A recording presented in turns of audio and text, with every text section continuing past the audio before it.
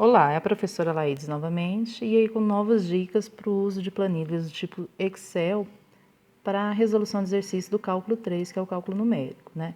Então, esse exemplo aqui é para buscar uma raiz aproximada usando o método de Newton. Então, se eu tenho a função f de x, que é igual a menos cosseno de x menos seno de x menos 1, e sei que existe uma raiz no intervalo de menos 2 até menos 1, bem, vou precisar da derivada da função, coloquei aqui, a segunda derivada coloquei aqui, e a leizinha, né, para a gente achar o próximo x está dada aqui. Então, o x atual menos a função aplicada no x atual dividido pela derivada da função no x atual. Bem, qual x que a gente começa? O menos 1 ou menos 2? A gente vai precisar da função aplicada nele e na segunda derivada também. Onde tiver o mesmo sinal é meu x inicial. Então, como que eu calculo esses valores aqui, ó? Como que eu calculo esses valores aqui? Para a função, a gente começa, sempre que a gente quer a resposta de uma função, a gente começa com igual. Então, eu copiei a função que é esta, copiei aqui. Só que eu já troquei o x pelo número que eu quero, que é o menos 1. Então, fiz isso tanto para o x menos 1 quanto para o x2. Bem, segunda derivada, fiz a mesma coisa. Segunda derivada, a lei de formação é essa, então peguei a lei de formação e apliquei, troquei o x por menos 1. E nesse outro momento aqui, troquei o x por menos 2. E aí eu tenho a resposta. Então, para x menos 1, o sinal da função e a segunda derivada da função têm o mesmo sinal. Então, este vai ser o meu x inicial. E aí aqui está a resposta da função, da derivada da função e do x, do próximo x. Então, a função, como que a gente fez? Peguei a lei de formação da função, troquei o x pelo endereço dessa célula. Então, essa célula está no B36, então troquei pelo endereço dela.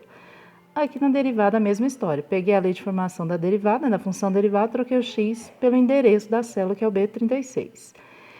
E aqui para o x, para o próximo x, que é o n mais 1, fiz a mesma história, né? Então, eu tenho o x, que está no endereço B36, menos, abrir parênteses, o f de x, que está no endereço C36, né? Coluna C, altura 36, dividido pela derivada da função, que também está pelo endereço, que é o D36. E aí está. Bem, mas se, por exemplo, professor, o exercício pediu para usar 4, 5 casas decimais, como que a gente já faz para arredondar? A gente tem a função arred, que arredonda.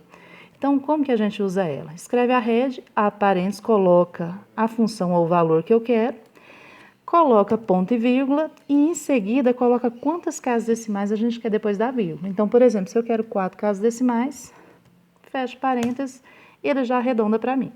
Então, isso a gente pode fazer na derivada também.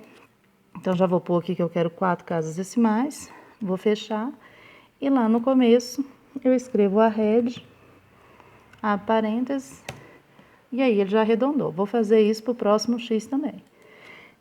Então, arred, abre parênteses, coloco o número ou a função que eu quero, a célula que eu quero, dependendo, ponto, vírgula, depois a quantidade de casas decimais, depois da vírgula, dá igual.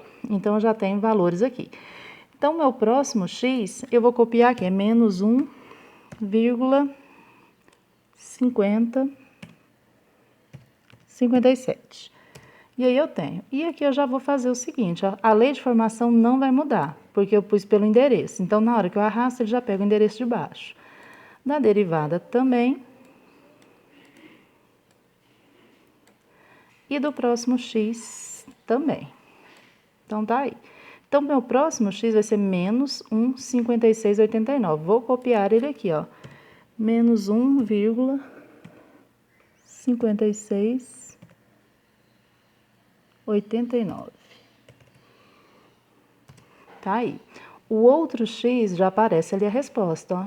Menos 1,5708. Então, já vou copiar aqui. Menos 1,5708. Então, no momento que eu digito aqui, ele já aparece o próximo, né? E aí, a gente arrastou a função, deixa eu ver se eu arrastei até embaixo, só para conferir se deu 0 mesmo.